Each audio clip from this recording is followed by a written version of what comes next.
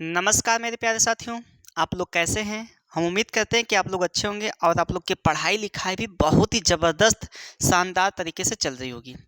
तो विद्यार्थी, आज हम लोग हल करने वाले हैं प्रैक्टिस सेट थर्ड, जो कि हमने आपको पिछले 2 वीडियो में प्रैक्टिस 1 और प्रैक्टिस 2 प्रीवियस ईयर के क्वेश्चन को मैंने सॉल्व कराया। ठीक है? एक 2022 का क्वेश्चन और एक 2023 का क्वेश्चन कराया। आज यह है मिड रेट क्वेश्चन कि किस प्रकार से क्वेश्चन बनते हैं। आगामी क्वेश्चन है, इसको हम लोग को देखना है। ठीक है, कि किस प्रकार से क्वेश्चन बन सकते हैं। आज ये प्रैक्टिस बैच है, इसमें सारे क्वेश्चन इंक्लूड किए गए होंगे। ठीक है, तो चलिए देरी ना करते हुए हम लोग अपने सेशन को स्टार्ट करते हैं। तो जो लोग वीडियो को देख रहे हैं नए में, वो लोग क्या करें, वीडियो को सबसे पहले सब्सक्राइब करें और बेल आइकन को क्लिक करें, ताकि सबसे पहले आपको नोटिफिकेशन मिले। और ध्यान रखिएगा बच्चे कि आपको बेस्ट कॉन्सेप्ट के साथ आपको बताया जाएगा कि कैसे आपको एग्जाम में हल करना है। ठीक है, कम समय में कैसे आपको हल करना है, वो भी बेसिक से और ट्रिक दोनों का उपयोग करवाएंगे। ठीक है, चलिए तो आज का क्वेश्चन है आपका पहला, देखिएगा यह है, करा कि 10, 15, 20 से पूर्णतः विभाज्य 4 अंकों वाली महत्तम संख्या कौन सी है। ये पूछा है 4 अंकों वाली महत्तम संख्या कौन सी है। तो ऐसे क्वेश्चन में सबसे पहले आपको करना क्या है कि 10, 15 और 20 का आप एलसीएम ले। ठीक है, एलसीएम लेंगे तो कितना आएगा एलसीएम बताइए। 10, 15, 20 ऐसी संख्या लीजिए जो तीनों काटें तो क्या होगी, 60 होगी। आप लोग निकाल भी सकते हैं इसको कि 10, 15, 20 का एलसीएम क्या आएगा, आप लोग इसको निकाल भी सकते हैं। ठीक है, तो क्या आया, 60 आया। कितना है भाई, 60 आया। अब 4 अंकों की कौन सी वो बड़ी से बड़ी संख्या है बताइए। 4 अंकों की बड़ी से बड़ी संख्या, बड़ी से बड़ी संख्या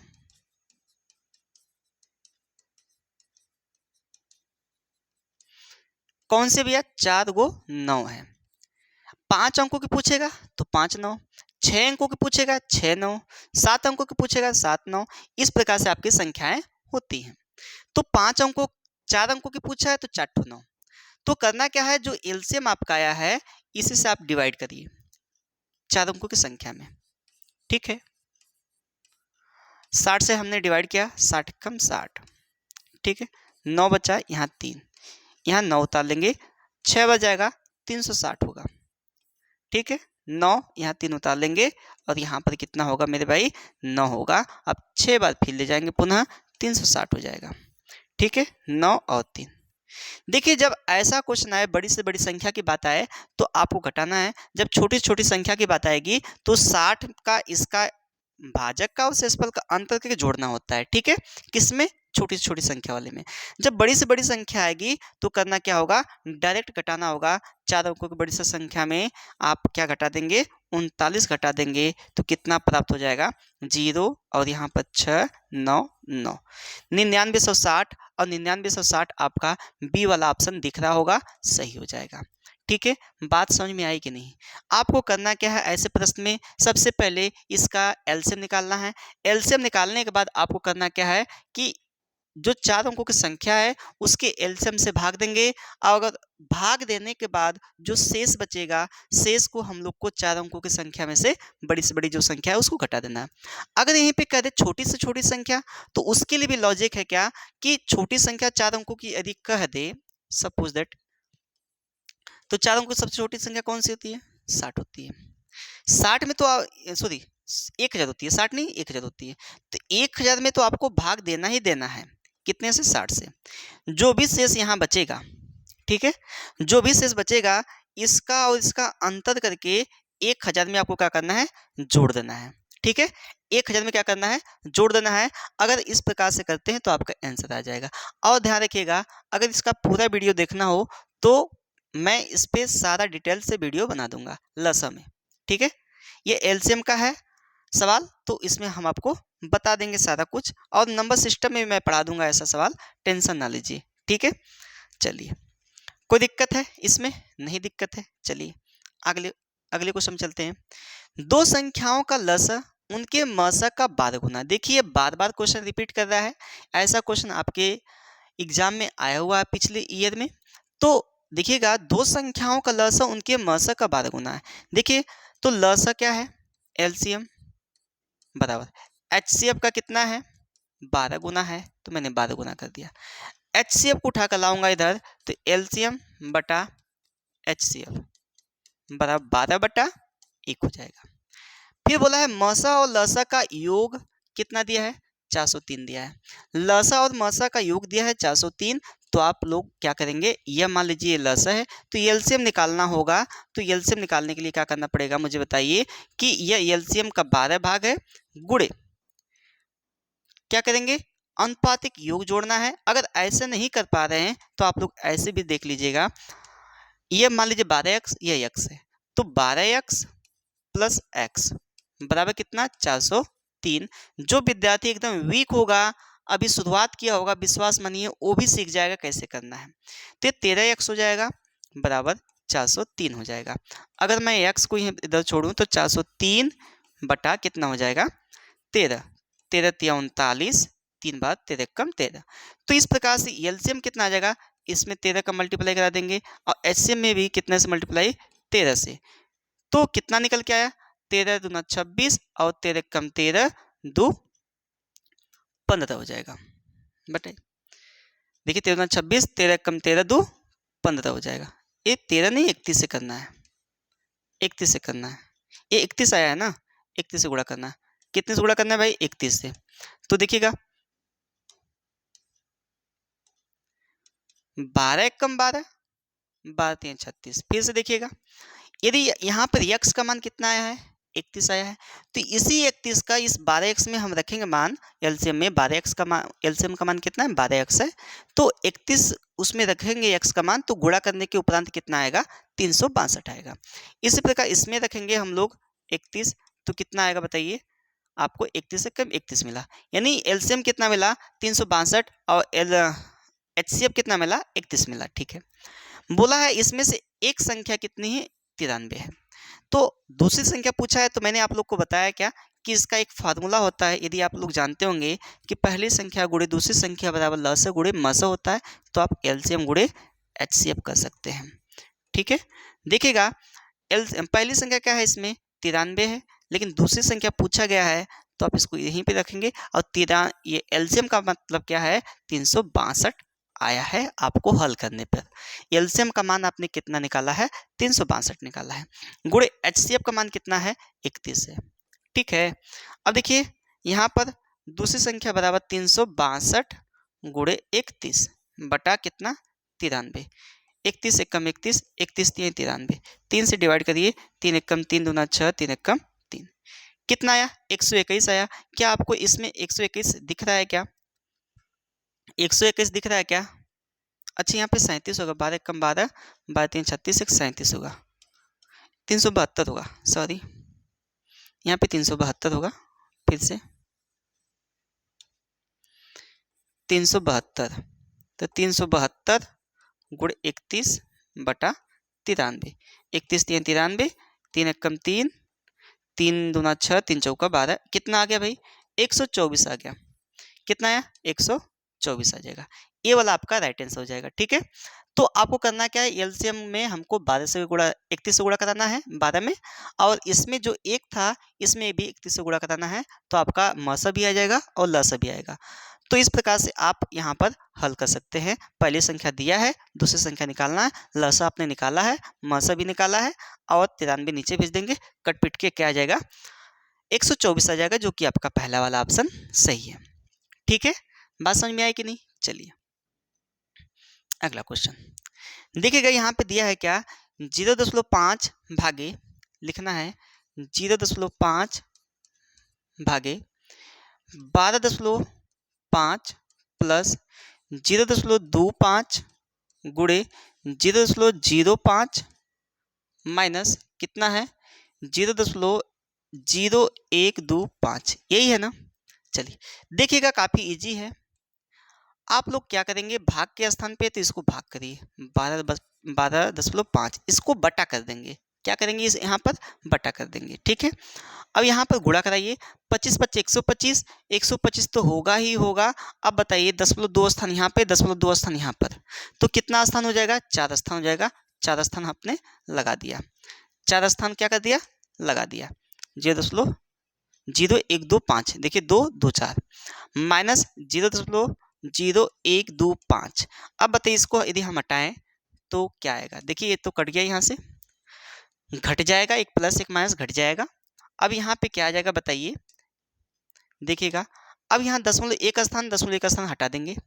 अगर ऊपर नीचे है तो 0.1 स्थान हट जाएगा, तो बचेगा कितना, 5/125।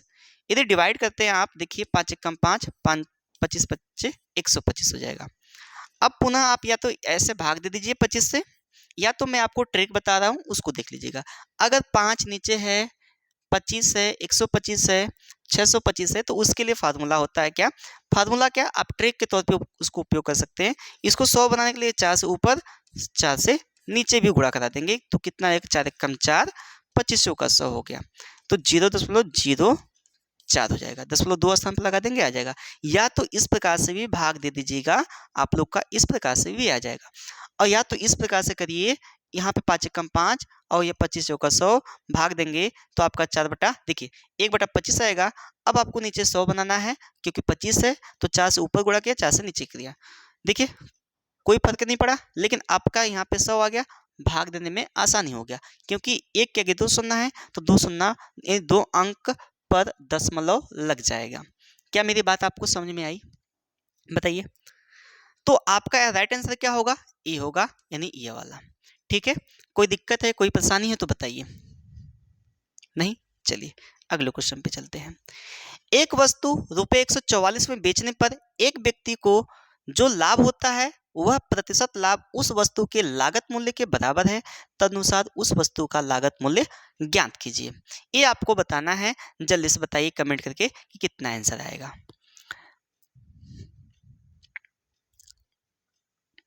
देखिएगा, देखिए आप जब यहाँ पे कोई वस्तु बेच रहे हो, ध्यान रखिएगा, ट्रिक के तौर पे मैं बता रहा हूँ, इसको लिख लीजिएगा अपनी कॉपी पर। ठीक है, लाभ होता हो, ठीक है, वह प्रतिशत लाभ उस वस्तु के बराबर हो, वो वस्तु के क्रय मूल्य के बराबर हो, यानी जो प्रतिशत लाभ होगा, यानी प्रॉफिट परसेंटेज, उसके सीपी के बराबर होगा।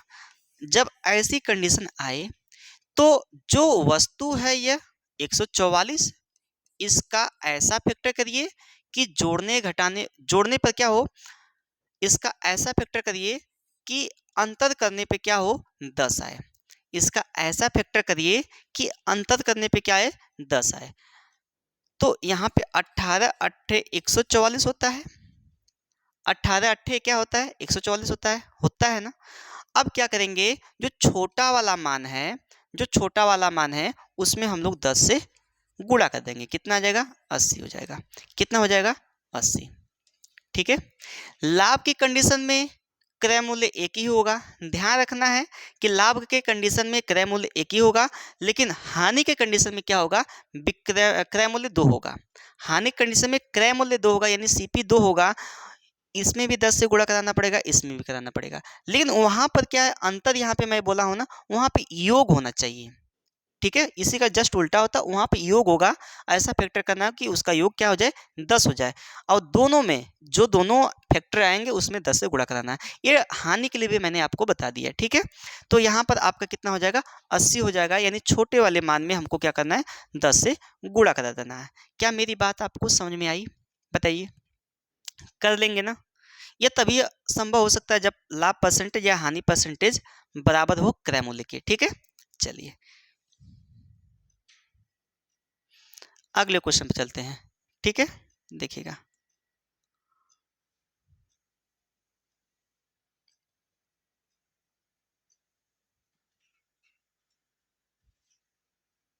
चलिए यह है आपका, पूछा अभाज्य गुणनखंडों की संख्या कितनी है।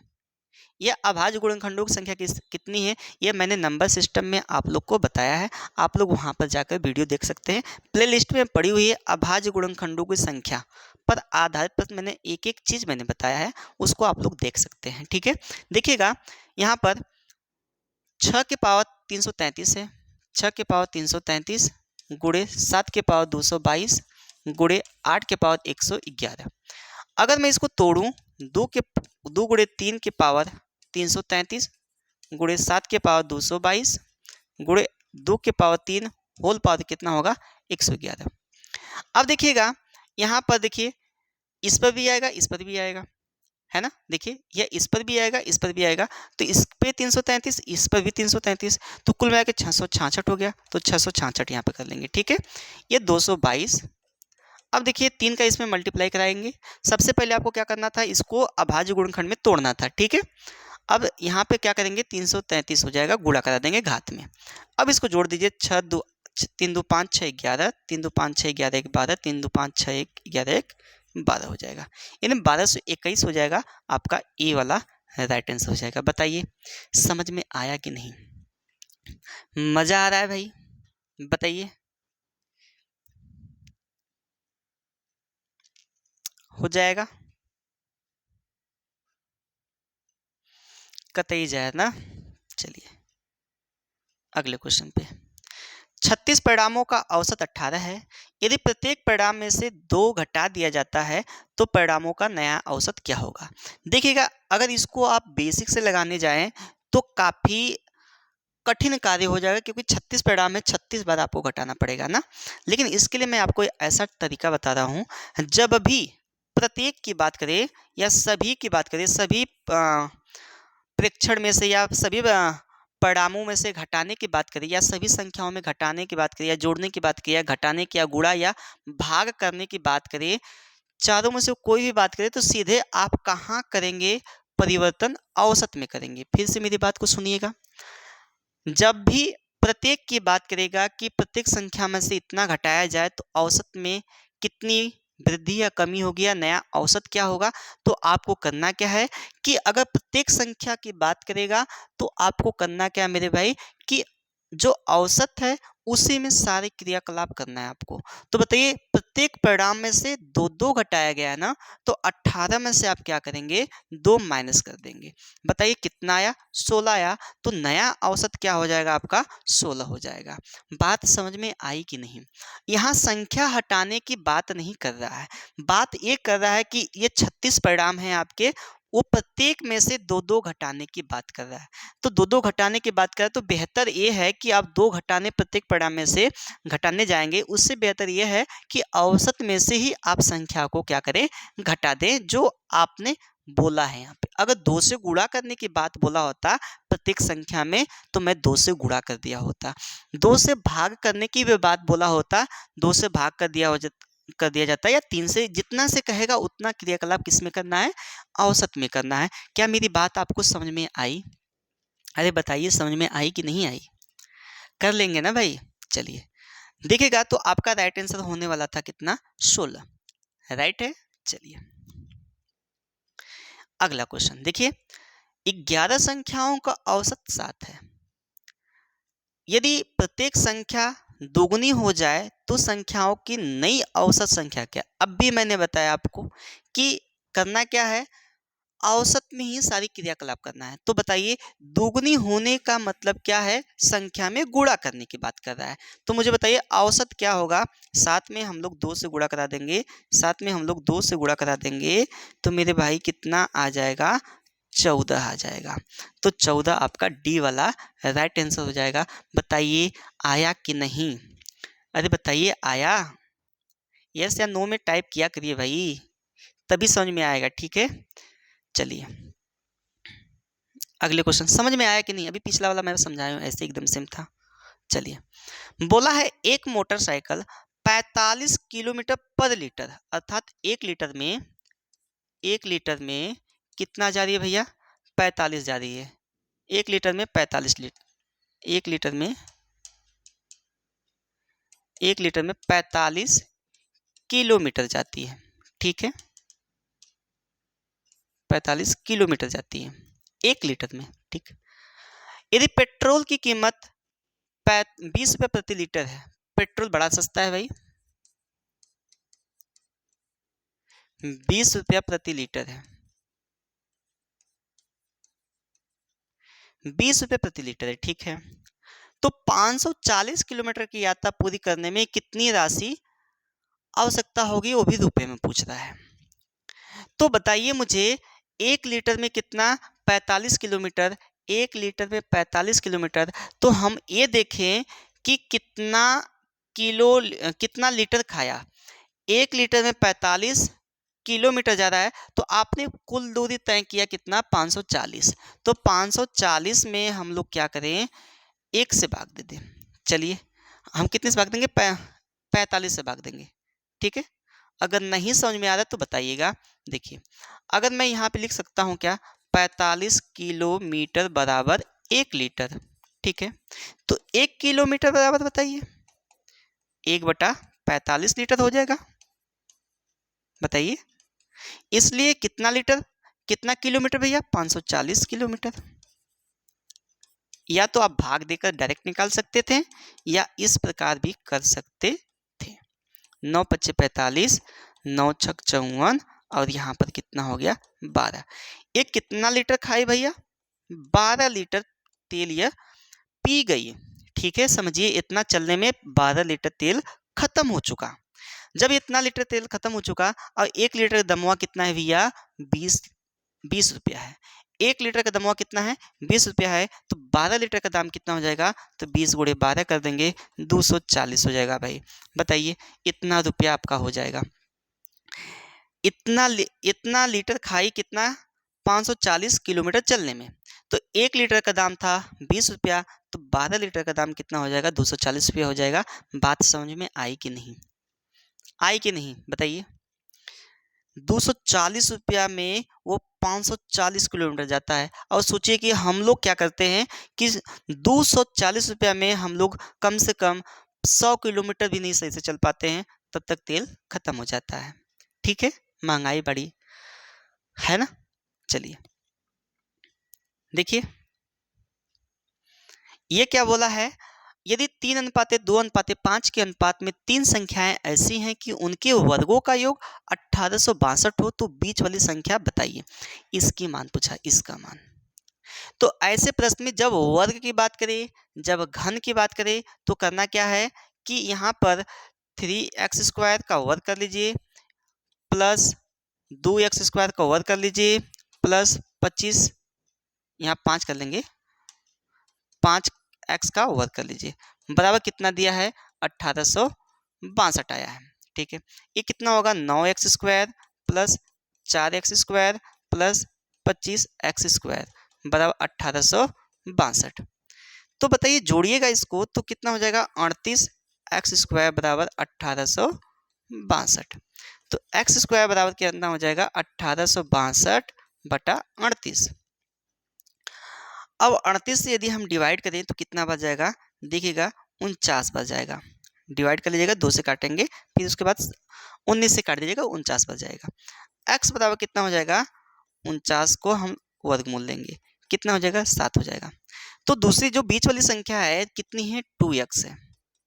बीच वाली संख्या कितनी है, 2x है। इसी का हम लोग गुणा करा देंगे, 7 से 7 दूना 14 हो जाएगा। राइट आंसर क्या आ गया भाई, यहाँ पे बी ऑप्शन है, बी वाला हो जाएगा। राइट आंसर क्या हो जाएगा, बी वाला हो जाएगा। बताइए समझ में आया कि नहीं, कर लेंगे भाई, आसान है ना, काफ़ी इजी है, बस आपको समझना था, ठीक है, कैसे हो रही हैं चीज़ें, ठीक है ना। चलिए अगले क्वेश्चन में बढ़ते हैं, देखिएगा। बोला है साधारण ब्याज की वह वार्षिक दर क्या होगी जिससे कोई राशि 16 सहित 2/3 वर्ष में दोगुनी हो जाएगी। मैं आपको एक फार्मूला बता रहा हूँ, उस फार्मूले पे ऐसा कितना भी क्वेश्चन होगा, कैसा भी होगा क्वेश्चन, उसको कर लेंगे कि दर बराबर क्या होता है, गुना -1 गुणे 100/समय, इसी पर लगा देंगे, आ जाएगा। बेसिक भी होगा लेकिन इस पर लगाएंगे तो जल्दी आएगा। बताइए कितना गुना हो रहा है, 2 गुना हो रहा है, तो 2 गुना के स्थान पे 2 लिखेंगे, -1 लिखेंगे, गुणे 100 कर देंगे, बटा समय कितना है बताइए, 16 सही 2/3% है, 16 सही 2/3, 16 × 48 2 50, 50/3 हो जाएगा। अब बताइए 3 तो ऊपर चला जाएगा, तो यहाँ पर घटाने पे कितना मिला, 1 गुणे 100/50, यहाँ पे गुणे 3 कर देंगे क्योंकि 3 ऊपर चला गया है।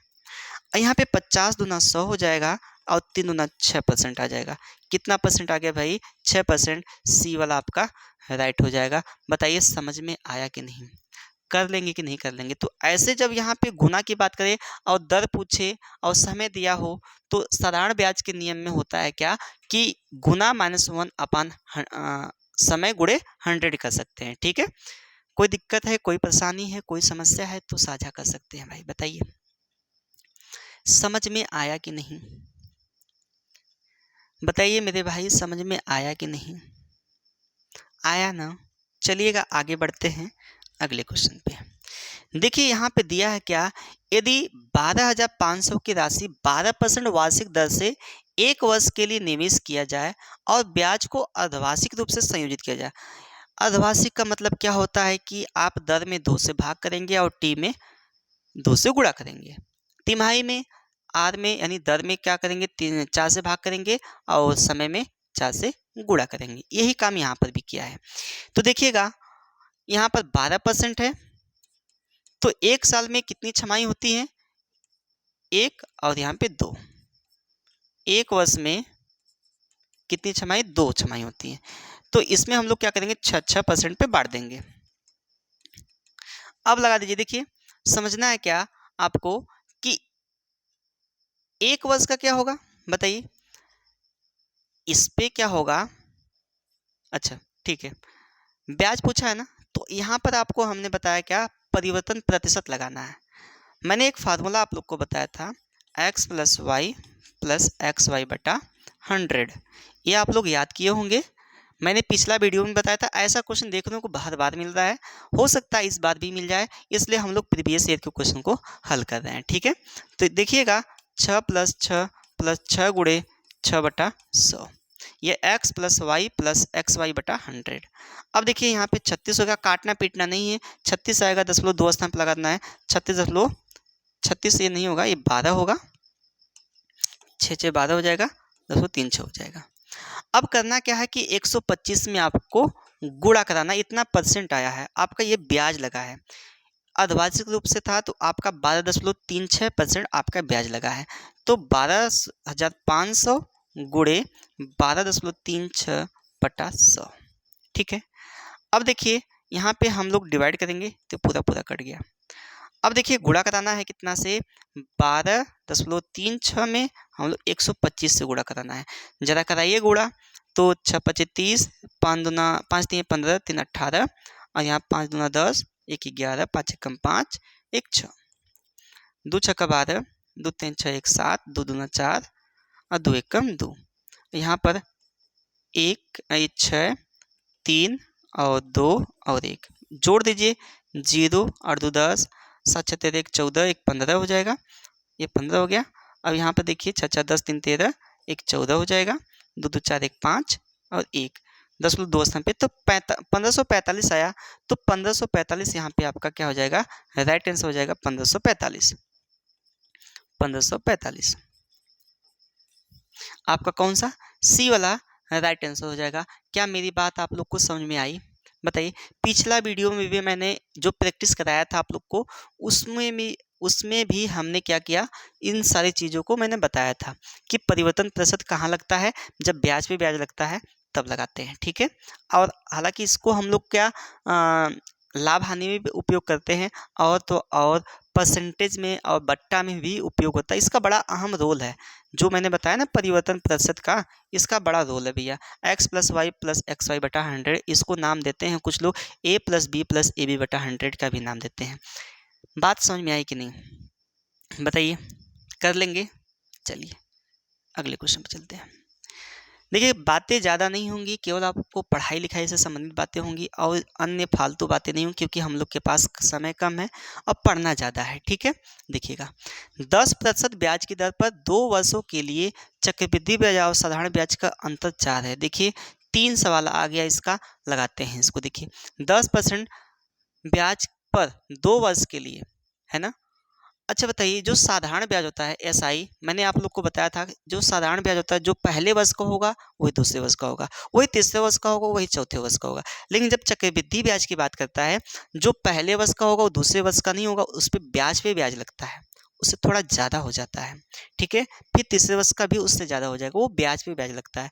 तो पहले वर्ष का 10, दूसरे वर्ष का 10, कितना हो गया? 20% हो गया। ये आपका ब्याज हो गया, किसका? एसआई का हो गया। अब यहाँ पे देखते हैं सीआई का। हमने बोला है ना, अगर 2 वर्ष का है तो आप निकालिए परिवर्तन प्रतिशत, 3 वर्ष के लिए भी परिवर्तन प्रतिशत लगता है, कोई दिक्कत नहीं है। तो 10 प्लस 10 प्लस 10 गुणे 10/100, 200 उड़ा देंगे, 10 10 20, 21 हो गया। बताइए 21 हो गया, 21%। अब इससे ये कितना वृद्धि हुआ है बताइए? 1% की वृद्धि हुआ है, यानी अंतर कितना का? 1 का है। देखिए कितने का अंतर है? 1 का है ना, ये 20 है या 21, ये एसआई है, ये क्या है? सीआई है। अंतर दिया है 4, यानी 1% बराबर कितना आया? 4 आ गया। तो 100% बराबर कितना होगा बताइए मेरे भाई? तो 4 गुणे 100 हो जाएगा और आ जाएगा 400। बताइए आपका ए वाला सही हो जाएगा? बोलिए ना, सही होगा कि नहीं होगा? कर पाएंगे कि नहीं कर पाएंगे बताइए? हो जाएगा ना? ठीक है, अगले क्वेश्चन पे चलते हैं। देखिएगा, यह है 55 रुपया प्रति किलोग्राम और 70 रुपया प्रति किलोग्राम की दो वस्तुओं को किस अनुपात में मिलाया जाए ताकि मिश्रण को 54 रुपया प्रति किलोग्राम की दर से बेचने पर 10% की हानि हो। ठीक है, तो ध्यान रखिएगा, हमने आपको बताया है कि जब भी ऐसे क्वेश्चन को तब करना है जब आपका ए भी सीपी हो, ए भी सीपी हो और यह जो है ए भी सीपी हो। एलिगेशन का क्वेश्चन है, देखिएगा बड़े इजी तरीके से लगा देंगे। और भी तरीके होते हैं लगाने का, लेकिन बट एलिगेशन जो मेथड होता है वो सबसे बेस्ट मेथड होता है। देखिएगा, अगर ये सीपी है, पहली वस्तु कितनी है भैया? 55 रुपये प्रति किलोग्राम। दूसरी वस्तु कितनी है? 70 रुपये प्रति किलोग्राम है। वो सीपी है, ये क्या है? सीपी है, ये भी क्या है? सीपी है। देखिए यहाँ पे, अब देखिए ये किस अनुपात में मिलाया जाए कि 54 रुपया प्रति किलोग्राम बेचने पर मिले आपको 10% की हानि हो जाती है। तो बताइए 10% की हानि हुई तो कितना में आप बेचे हैं? 10% की हानि हुई, हानि है 10% की, तो 100% आपका सीपी होता है फिक्स है कि 100% आपके सीपी होता ही होता है। 10% की हानि हुई तो आपने कितने का बेचा? यानी 90 का बेचा होगा। इन 90% बराबर आप कर सकते हैं 54। 1% बराबर कितना हो जाएगा? 1% बराबर 54/90 और 100% आपका सीपी निकालना है क्योंकि सीपी की आवश्यकता है वहाँ पे। 54/90 गुणे 100, तो 0 से 0 कट गया, 9 छक 54 यानी 60 आ जाएगा। और जो भी ये मान आएगा ना, जो कुल मान होता है मिक्स करके मिलाया है ना, जो मिक्स करके आएगा मान इन दोनों के बीच में होगा। 55 और 70 के बीच में होना चाहिए। ये जो मान आएगा सीपी जो मिक्स किया जाएगा इन दोनों के बीच में होगा। अब देखिए ये दोनों के बीच में लिख देंगे यहाँ पर। अब इसमें से इसको घटा देंगे, इसमें से इसको घटा देंगे, इसमें से इसको घटाएंगे तो क्या आएगा? 10, इसमें से इसको घटाएंगे तो क्या आएगा?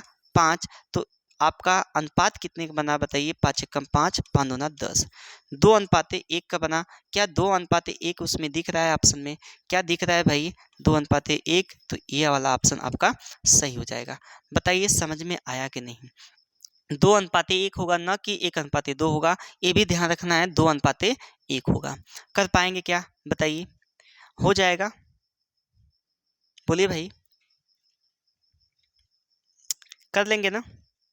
तो कुछ नहीं करना था, पहले आपको सीपी निकालना था। टोटल जो मिक्स करके बेचा है वो बेचा गया था, खरीदने वाला सीपी निकालिए 60 आया, तो 60 को हमने बीच में रखा, इसको इसमें से इसको घटाया 10, इसमें से इसको घटाया 5 आ गया। तो काटेंगे तो 5 एकम 5, 5 दूना 10। तो घबराइए नहीं, जब इसका मैं सेशन लूँगा क्लास तो उसमें सारा चीज़ डिटेल से बता दूंगा कैसे होती हैं चीज़ें। ठीक है, तो टेंशन नहीं लेना है, बस समझना है आपको, धीरे धीरे आपको चलते रहना है। ठीक है, हो जाएगा ना? बताइए, हो जाएगा ना? चलिए बढ़े आगे। ठीक है, चलिए देखिएगा, दो असहभाज्य संख्याओं का गुणनफल 117 है तो उनका लघुत्तम समापति क्या होगा? ध्यान रखिएगा 117 है तो 117 का यदि आप फैक्टर करते हैं तो इसका क्या होगा? 3 3 और 13 आएगा। ठीक है, 3 3 और 13, तो उसका लघुत्तम, इसका लघुत्तम क्या होगा बताइए, इसका लघुत्तम क्या होगा, 3 3 13, ये दो गो है संख्या। अगर आप इसको इस प्रकार से लेते हैं, देखिएगा, अगर आप 9 लेते हैं, इसके बाद 13 लेते हैं, तो आपका कितना आएगा बताइए, कितना आएगा, 13 9 117 हो जाएगा। ठीक है, अगर ये संख्या लेते हैं असहभाज्य, तो देखना है असहभाज्य, सहभाज्य क्या होता है, इसमें कंफ्यूजन ना पालिएगा, आप 117 ना आंसर मारिएगा, गलत हो जाएगा, ध्यान रखना है, गलत हो जाएगा। क्यों गलत होगा, सहअभाज्य क्या होती है संख्या, सहअभाज्य क्या होती है,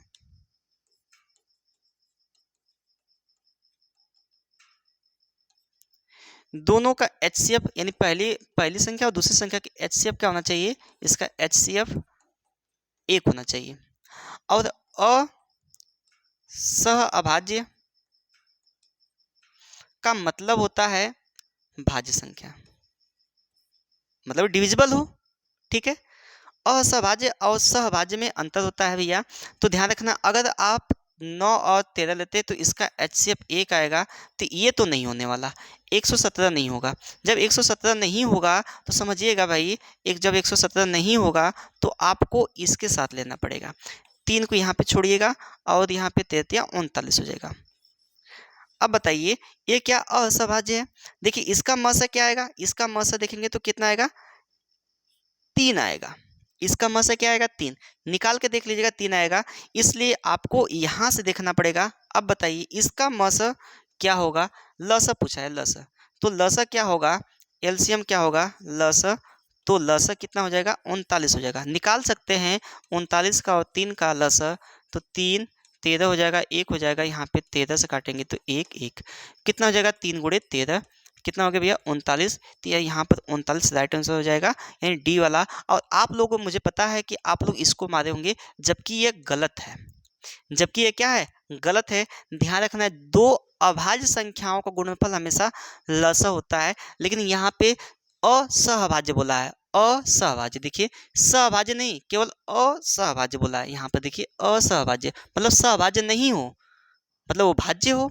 भाज्य होने का मतलब क्या है कि उसका मसा कुछ तो कुछ होना चाहिए, भाज्य का मतलब डिविजिबल हो, उसका मसा कुछ तो कुछ होना चाहिए, तो इसका मसा होने के लिए एक तो होना नहीं चाहिए, वो तो सहभाज्य हो जाएगा। मसा होगा तो कितना होगा, इसका मसा 3 होगा, अगर इसको मैं इसके साथ ले लिया, इसका फैक्टर किया तो इसका यहाँ पे लिया और इसको मैंने यहाँ पे रख दिया। अब इसका लसा निकाला जाए तो कितना आएगा, 39 आएगा, तो 39 आपका राइट आंसर हो जाएगा। बताइए समझ में आया कि नहीं आया ना, कर लेंगे ना, समझ जाइएगा। ठीक है, सहभाज्य और अभाज्य में अंतर होना चाहिए। ठीक है, देखिए एक कार के पहिए का व्यास 21 सेंटीमीटर है, एक कार है, ठीक है, उसके पहिए का व्यास, एक कार है उसके पहिए का व्यास कितना है, ये जो व्यास है यहाँ से यहाँ तक कितना दिया है, 21 सेंटीमीटर दिया है। ठीक है, तो डी बराबर कितना दिया है, 21, तो आर बराबर कितना होगा, 21/2 होगा। ठीक है, कार चालक 66 किलोमीटर प्रति घंटा गति से चलने पर एक गंतव्य स्थान तक पहुंचने के लिए 36 सेकंड लेता है। तो पहले कुल दूरी निकाल लीजिए आप, पहले कुल दूरी निकालिए, कुल दूरी बराबर चाल गुणे समय, मैं समझाता हूं आपको, समझिएगा। तो चाल पहले कितना दूरी तय किया उतना हम लोग निकालते हैं, 66 गुणे 5/18 मैं करता हूं, क्योंकि यहाँ पे सेकंड में है तो आप लोग सेकंड में कर लीजिए, गुणे 36 कर लेते हैं, 18 दूना 36। बताइए मीटर है, ये मीटर में आया है, तो ये कितना हो जाएगा, 15 10 660 मीटर हो जाएगा, ये मीटर है। जबकि आपका जो ये व्यास है वो सेंटीमीटर में दिया है, जो व्यास है भाई देखिए सेंटीमीटर में है, तो आप इसको सेंटीमीटर में कन्वर्ट करिए, तो आपको पता है कि 1 मीटर बराबर कितना होता है, 100 सेंटीमीटर होता है, तो 660 मीटर बराबर कितना हो जाएगा, गुणा कर देंगे 100 से, तो 66,000 सेंटीमीटर हो जाएगा, एक कुल दूरी आ गई। अच्छा एक बात बताइए, जब आप एक चक्कर करते हैं, यहाँ पे एक चक्कर करते हैं तो आपने कितनी दूरी तय किया, देखिए यहाँ पूछा है यात्रा के दौरान कितना चक्कर पहिया घूमेगा, कितना चक्कर लगाएगा, तो ध्यान रखिएगा आपने एक चक्कर किया तो 2 पाई आर दूरी तय किया, एक चक्कर करने में कितना, समझिएगा, कभी नहीं भूलेंगे भाई, एक चक्कर करने में 2 पाई आर की दूरी तय किया। अब यहाँ पे कितना चक्कर है मुझे नहीं पता है भाई कि कितना चक्कर है, हमने मान लिया कि इसमें कितना चक्कर लगाया होगा, n चक्कर लगाया होगा। तो हम लोग क्या करें, n से गुणा करा दें। तो ये क्या निकल के आएगी, देखिएगा, तो दूरी, कुल दूरी इसमें क्या होगी, कुल दूरी इसकी भी होगी कितना, 2 पाई आर एन। हमने n चक्कर लगाया ना, बताइए एक चक्कर में 2 पाई आर दूरी, तो कितना चक्कर भाई, n चक्कर लगाने में कितना दूरी तय करेगा, तो कुल दूरी तय करेगा। तो यह भी कुल दूरी और यहाँ पर भी कुल दूरी आपस में क्या हो जाएगी, बराबर हो जाएगी। आपस में क्या हो जाएगी भाई, बराबर हो जाएगी। देखिए पाई का मान क्या रखना है, 22/7 रखना है, और आर का मान क्या है, देखिए आर का मान यहाँ पे 21/2 आया है, गुणे n बराबर यहाँ पे कितना है, 66,000 है। कोई दिक्कत नहीं, दिक्कत, 2 से 2 काटेंगे, 7 21 हो जाएगा। बताइए यहाँ 22 3 66 हो जाएगा, 3 बार गया 3000 और 3 एक कम 3 हो जाएगा 1000। कितना आया भैया, n का मान कितना हो गया, 1000 चक्कर। वो कितना चक्कर लगाएगा भाई, 1000 चक्कर लगाएगा। कोई दिक्कत है, कोई परेशानी है, कोई समस्या है तो बताइए।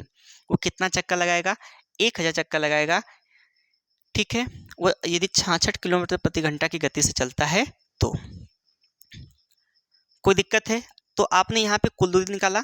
अगर डायरेक्ट करना चाहते हैं तो 2 pi R N, 2 pi R N बराबर कुल दूरी, डायरेक्ट भी कर सकते हैं कुल दूरी।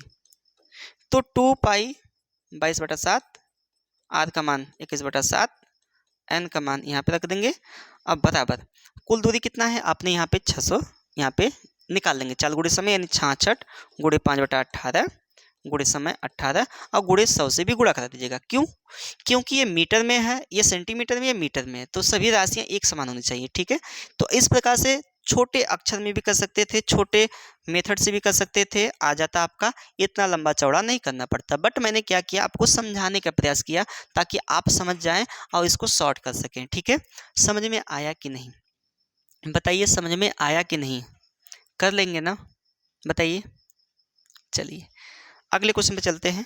देखिएगा, एक ठेकेदार लक्ष्य 40 दिन में काम करने का है, पूरा करने का, यानी 40 दिन में कितना करना है, एक कार्य को पूरा करना है, ठीक है, उसका लक्ष्य दिया है। उसने 20 व्यक्तियों को काम पर लगाया जिन्होंने 10 दिन में 1/4 काम पूरा किया और छोड़कर चले गए। तो देखना है, तो हमने आपको बताया था कि M1 D1 अप T1 बटा W1, मैंने बताया था M2 D2 T2 अपान W2। देखिए कितने व्यक्ति थे, 20 व्यक्ति थे। क दिन, देखिए काम पर लगाया, 10 दिन काम किया हुआ, टोटल दिन कितना है, 40 है। 10 दिन काम किया, अब कितना कार्य किया, 1/4 कार्य किया, ये कार्य है 1/4। अब वो व्यक्ति चले गए सब छोड़कर, शेष दिन कितना बचा, 10 दिन तो करवा लिए, कितना बचा भैया शेष दिन, 30 दिन बचा। अब वो अलग से व्यक्ति रखेगा ना, अलग से व्यक्ति रखेगा, तो वो एक्स व्यक्ति रखा, और कितना कार्य शेष बचा बताइए, 1/4 कार्य पूरा हो चुका है, तो 4 कार्य में 1 भाग पूरा हो चुका है, तो क्या भाग बचा, 3 भाग बचा, 3/4, 4 से 4 उड़ा देंगे। अब बताइए 3 दहा में 30 हो गया, और यहाँ पे 10 से 10 खत्म हो गया, कितना आ गया भैया, 20 आ गया। एक्स बताओ कितना हो गया, 20 हो गया। बताइए राइट आंसर होगा क्या, 20 होगा। बताइए सही है क्या, समझ में आया कि नहीं आया, समझ में आया ना। तो इस प्रकार से ऐसे क्वेश्चन को करना है, हो जाएगा, बताइए। चलिए देखिएगा, एक टंकी में 2 पाइप ए और बी लगे हैं, ए उसे 20 मिनट में भर सकता है और बी 30 मिनट में खाली कर सकता है। ए खाली कर रहा है, ठीक है, जो बी है। यदि ए और बी एकांतर रूप से 1-1 मिनट के लिए खुला रखा जाए तो टंकी कितने समय में भर जाएगी, कितने समय में भर जाएगी। तो क्या करना है, देखिएगा, ए कितना घंटा में, 20 मिनट में कर रहा है, और बी कितना मिनट में भैया खाली कर रहा है, तो इसको माइनस करना है, ठीक है, खाली कर रहा है तो माइनस करना है, तो कितना हो जाएगा, 30 हो जाएगा। इन दोनों को एलसीएम कितना हो जाएगा, 60। अब इसकी क्षमता, ये टोटल हो जाएगा, ये टोटल पानी मान लीजिएगा, ठीक है, 20 तिहाई 60 और 30 दूना 60 हो जाएगा, 2 हो जाएगा। अब देखेंगे यह 1-1 मिनट का कार्य है, ये क्या है, एक एक मिनट का कार्य है, समझिएगा। एक बात बताइए, ये अंतराल पे खुल रहे हैं, ठीक है।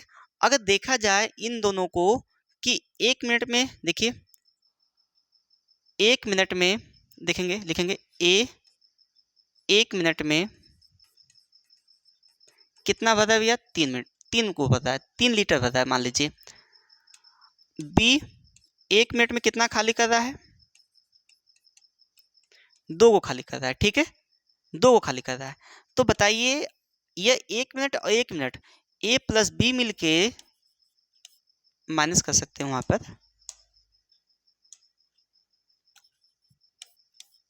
ए प्लस बी मिलके 2 मिनट में कितना पानी भरेंगे, 3 भरा, 2 खाली करा तो कितना भरा, 1 लीटर ही भरा, यानी एक भाग भरा, एक ही भाग भरा ना, बताइए एक ही भाग भरा ना। चलिए अब आपको समझना है क्या कि 2 मिनट है। अब देखिए यहाँ तक आपको पहुँचना है, यहाँ तक क्या करना है, पहुँचना है। तो हम क्या करें, इसमें कितने से गुणा करा दे भैया, हम कहेंगे कि आप बताइए हम लोग 60 से गुणा करा सकते हैं, नहीं करा सकते, क्योंकि ये जो भरने वाला कार्य को छोड़कर आपको करना है, ये जो भरने वाला कार्य है इसको छोड़ के करना है। इसको मैं क्लास में विधिवत तरीके से समझा दूंगा, यदि यहाँ पर नहीं समझ में आया तो, लेकिन मेरा पूरा प्रयास रहेगा कि आपको समझ में आ जाए। देखिए इसको छोड़ना है, यानी कितना भाग, 57 भाग, ये 57 मिनट में भर देंगे, सब 57 मिनट में भरेंगे। बारी बारी कराना है ना, इसको बारी बारी करवाना है, तो मैंने 1 मिनट में इसको करवाया, 1 मिनट में इसको कराया, तो कुल दोनों को मिला कितना मिनट हो गया, दूसरे मिनट में ये था ना, तो कुल मिला के कितना हो गया, 2 मिनट में कितना किया, एक ही भाग वो भर ही पाए सब, ठीक है। तो 27 मिनट, इसमें भी 27 से गुणा करेंगे, उसमें भी करेंगे, तो इसमें भी 27, यानी 57 से हो, 27 से नहीं, 57 से। तो 57 दूना 2 7 14, 2 5 10, 1 11, इतना मिनट हुआ और यह 57 को भर दिया, इतना कार्य हो चुका, या इतना लीटर पानी खाली, मतलब इतना लीटर भर गया। शेष पानी कितना बचा है, शेष पानी कितना बचा है, 60 में से घटा देंगे 57, हमेशा ये ऐसा ही करना है, 3 लीटर बचा है। अब देखिए ए से कार्य स्टार्ट हुआ है, ए से कार्य स्टार्ट हुआ है, बताइए ए 1 मिनट में कितना भर रहा है, ए 1 मिनट में 3 लीटर भर रहा है, और 3 लीटर बाकी था, ए 1 मिनट में 3 लीटर भर रहा है, तो 3 लीटर बाकी था, इसको भी उसने भर दिया, तो कुल समय कितना हुआ, बताइए। यहाँ पे 114 मिनट ये होगा, 114 मिनट ये होगा, प्लस यह 1 मिनट, ये कितना हो गया, 115 मिनट हो गया, कितना हो गया भैया, 115 मिनट। 115 मिनट आपका यह सी वाला राइट आंसर हो जाएगा। ऐसे प्रश्नों को करने के लिए आपको करना क्या है, फिर से मैं समझा देता हूँ, अगर ना समझ में आए तो देखिएगा, 1 मिनट में 3 को ये तो भरेगा ही भरेगा, यह भी 1 मिनट में कितना खाली कर रहा है, 2 खाली कर रहा है, एक खाली करने वाला घटेगा, ठीक है। तो देखा जाए ऑल ओवर कि 2 मिनट में इसने कितना भरा, इन दोनों ने मिलकर ये खाली किया, ये भरा, तो 2 मिनट में कितना, एक का को भरी पाया, या 1 ही लीटर भरी पाया, भरना था कितना, 60 लीटर, भरा गया कितना, 1 लीटर। तो देखा जाए तो इसको 60 लीटर भरवाने के लिए हम डायरेक्ट 60 से नहीं गुणा करेंगे, अगर करेंगे तो आपका गलत हो जाएगा, ध्यान रखिएगा। 120 भी नहीं होगा, 120 वहाँ पे दिया है, 120 दिया है, जबकि 120 नहीं होगा। क्यों नहीं होगा, क्योंकि स्टार्ट ये किया है, तो इसके लिए कुछ छोड़ना पड़ेगा। तो 157, यानी 57 से हम गुणा करा देंगे, तो 114 मिनट इधर इधर कितना, 57 लीटर मान लीजिए पानी वो भर गया। कितना पानी शेष बचा, 3 लीटर बचा। अब ये भरने का कार्य कितना कर रहा है, बताइए, 3 लीटर का ना, 1 मिनट में, तो लिखेंगे 1 मिनट में 3 लीटर भरा है, तो 3 लीटर बाकी था, वो तो मैंने भरवा दिया। अब देखिए 114 मिनट ये, और 3 लीटर 1 मिनट ये, 114 ये, 1 मिनट ये, जोड़ देंगे कितना हो जाएगा, 115 मिनट हो जाएगा, ठीक है। इस प्रकार से होगा, कर लेंगे, बताइए हो जाएगा।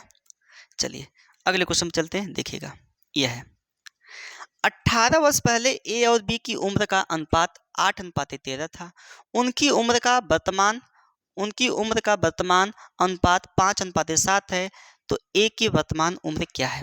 देखिए ऐसे क्वेश्चन को बहुत लंबा हो जाएगा अगर बेसिक से लगाएंगे तो, अगर आसान भाषा में करना है तो देखिएगा कैसे करना होगा आपको। देखिए यहाँ पर a प्लस 18 कर लीजिएगा, 18 बस पहले माइनस करना होगा वहाँ पर, यहाँ माइनस, ये जो माइनस वो इंडिकेट करेगा क्या कि यह क्या है आपका पहले का है। अनुपाते b माइनस 18 बराबर कितना 8:13 कर लेंगे, ठीक है, 8:13 कर लेंगे।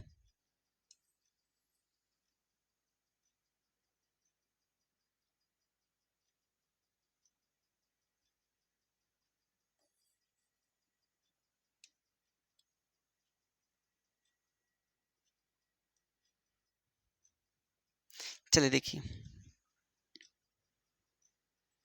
यह है, ठीक है। अब देखिएगा यहाँ पर वर्तमान के लिए हम लोग 0 रखेंगे, अनुपाते b 0, इसका अनुपात दिया है कितना 5:7 दिया है, ठीक है। आप इसका अंतर देखेंगे, इसका अंतर देखेंगे, बताइए इसका अंतर समान होना चाहिए, इसका अंतर समान नहीं हो रहा है, यहाँ पे 6 आ रहा है, यहाँ पे 3 आ रहा है, नहीं ना हो रहा है। अब इसका अंतर देखिए 2, इसका अंतर देखिए 7, ठीक है, यही है ना, ये 13 है भाई, यहाँ पे 13 है। देखिए अंतर क्या होगा, यहाँ पे 13 है, 8:13 था, तो इसका अंतर कितना है 5 आया, इसका अंतर 7 है, इसके अंतर में इसके अंतर से गुणा कराइए, नया अनुपात बनाइए, 8×9 16 हो गया, यहाँ पे 13×9 26 हो गया, ठीक है। अब यहाँ पर देखिए इसका इसमें गुणा कराइए, 50 25 हो गया, अब 5×7 35 हो गया, ये अनुपात बन गया। अब अंतर देखिए कितना का आया 9 का, इसमें भी अंतर कितने का आया 9 का आया, आया ना 9 का। तो करना क्या है आपको कि यही 9 भाग बराबर, अगर यहाँ पे कोई संख्या होती तो जोड़ देते आप, तो 18 हो जाता, 18 हो गया, ये लिख देना है। यहाँ पर अगर यहाँ पे 18 यहाँ पर भी तो 18 18 36 कर देते हैं, ठीक है, लेकिन यहाँ पे वर्तमान है तो 0 में 18 जोड़ेंगे तो वही होगा। ये इंडिकेट केवल कर रहा है क्या 18 वर्ष पहले, ठीक है। तो एक भाग बराबर कितना हो गया बताइए 2 हो गया, 2 से भाग देंगे 9 से तो 2 आ जाएगा, ठीक है। तो किसका पूछा है ए की वर्तमान आयु, तो ये वर्तमान आयु है, 0 से हमने इंडिकेट किया एक कितना है। अब इस वाले अनुपात में नहीं देखेंगे, इस वाले अनुपात में तो 25 है, तो 25 में हम लोग गुणा कर देंगे कितने से 2 से, कितना हो जाएगा 25 में 2 से गुणा कराएंगे तो 50 हो जाएगा। ये है आपका सी वाला राइट आंसर। अगर बी वाला पूछता बी का तो 35×70 हो जाता, 2 में गुणा कराते इसमें, ठीक है, बात समझ में आई कि नहीं। अगर 18 वर्ष पहले का पूछता ए का तो 16×32 हो जाता, और इसमें करते 26×52 हो जाता, ठीक है, बात समझ में आई कि नहीं। इस प्रकार से कर लेंगे, इसका भी हम लोग वीडियो में इसको पूरा डिटेल से पढ़ लेंगे। ये ट्रिक बहुत अच्छी ट्रिक है, इस पे हम लोग काफ़ी क्वेश्चन को सरल बना सकते हैं एकदम आसान भाषा में, ठीक है। चलिए ये वाला बताइए, बोला है कि 43 2 p1 9 से पूर्णतः विभाजित है तो p का मान क्या होगा। तो बताइए 43 है, 2 है, 9 है, p है और 1 है, ठीक है, ये 9 नहीं है भाई, यहाँ पे ये है इस प्रकार से। तो 4 3 7 2 9, तो खत्म करिए, बचा p प्लस 1। हम p के स्थान पे क्या रखिए जो 9 से कट जाए, तो हम लोग रखते हैं 8, 8 प्लस 1 बराबर 9 हो गया, 9 आपका क्या हो जाएगा, देखिए 8 p का मान करना कितना रखा आपने 8 रखा, तो 8 इसमें राइट आंसर हो जाएगा। देखिए p प्लस 1 अंकों का योग, देखिए हमने बताया कि जो अंकों का योग होता है वो 9 से विभाज्य होगा, तो पूरी संख्या 9 से विभाज्य होगी। और 3 के लिए भी वही नियम है, अंकों का योग 3 से विभाज्य होना चाहिए, यहाँ पर भी अंकों का योग 9 से विभाज्य होना चाहिए। तो p का मान मैंने 8 रखा, 8 में 1 जोड़ा तो 9 हो गया, तो आपका आंसर क्या होगा p का मान 8 होगा, तो 8 राइट आंसर हो गया। बताइए समझ में आया कि नहीं। चलिए लास्ट क्वेश्चन है, देखते हैं। एक शंकु का वक्रपृष्ठीय क्षेत्रफल 1100 सेंटीमीटर स्क्वायर है, यदि शंकु का व्यास 28 सेंटीमीटर है तो शंकु की तिर्यक ऊंचाई क्या होगी। तो मुझे बताइए शंकु बनाने आता है कि नहीं आता है आप लोग को।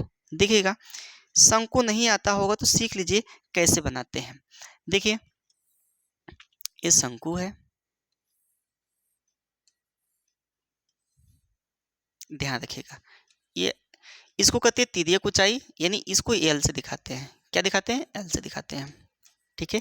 ये आर है, जो देखे है ना, जो टोपी देखे हैं बर्थडे वाली टोपी देखे है ना, आइसक्रीम देखे हैं जो कोन के आकार का होता है, नीचे पतला होता है ऊपर चौड़ा होता है, तो आइसक्रीम भी ऐसी ही होती है, ठीक है। अच्छा देखिएगा ये हाइट होती है इसकी, और आपको पता है कि यहाँ से यहाँ तक व्यास होता है डी होता है, इसके सारे नियम हम लिख देते हैं, समझिएगा। अगर वक्र पृष्ठ की मैं बात करूं, शंकु का वक्र पृष्ठ तो क्या होता है, लिख लीजिएगा, पाई आर एल होता है।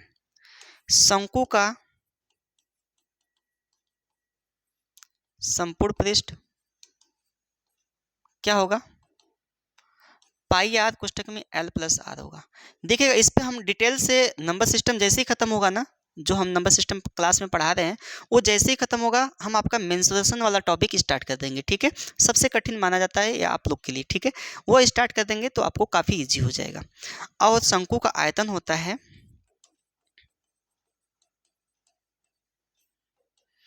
1/3 पाई आर स्क्वायर एच होता है। ये शंकु का आयतन, इतना लिख लीजिए। अब यहाँ पे देखिए शंकु का वक्र पृष्ठ दिया है, तो वक्र पृष्ठ आपका क्या है, पाई आर एल है। पाई आर एल है तो लिखिएगा पाई आर एल बराबर 1100। तो पाई का मान क्या है बताइए, पाई का मान क्या है, अच्छा डी देखिए, डी दिया है 28 और आर क्या हो जाएगा, 28/2 हो जाएगा तो 14 आ गया, ठीक है। तो पाई का मान 22/7, आर का मान कितना है, 14 है, एल का मान पूछा है 1100 रख देंगे यहाँ पर। 7 दूना 14 हो गया, इन दोनों को नीचे भेजिए, एल बराबर कितना हो गया, 1100/22 गुणे 2, 11 कम 11 100 हो गया, 11 दूना 22 हो गया, 4 से काटेंगे तो 25 चौका 100 हो जाएगा।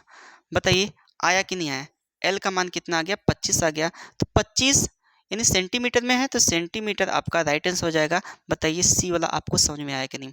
अगर आयतन दिया होता तो आयतन के बराबर करते हैं, अगर संपूर्ण पृष्ठ दिया होता तो संपूर्ण पृष्ठ के बराबर करते हैं, ठीक है। इसको याद कर लीजिएगा भाई, क्योंकि आपका जितना भी एग्जाम में पूछा जाता है तो इसी फार्मूले बेस पे होता है, सारे क्वेश्चन फार्मूले बेस पे होते हैं। यदि बस आपको याद होना है क्वेश्चन यानी फार्मूला, तो आप लोग काफ़ी ईजी तरीके से कर सकते हैं, ठीक है। समझ में आई कि नहीं आई, चीज़ें समझ में आई कि नहीं आई, बताइए, मज़ा आया तो बताइए कमेंट करके आज की क्लास कैसी लगी, और ऐसी वीडियो लाई जाए कि नहीं लाई जाए, बताइए कमेंट करके। प्रैक्टिस को जारी रखा जाए कि नहीं रखा जाए, बंद किया जाए, या क्लास में ही सारी चीज़ें पढ़ा दी जाए, वो भी बताइए कमेंट करके। और तब तक के लिए धन्यवाद, मिलते हैं हम लोग अगले वीडियो में। जय हिंद दोस्तों।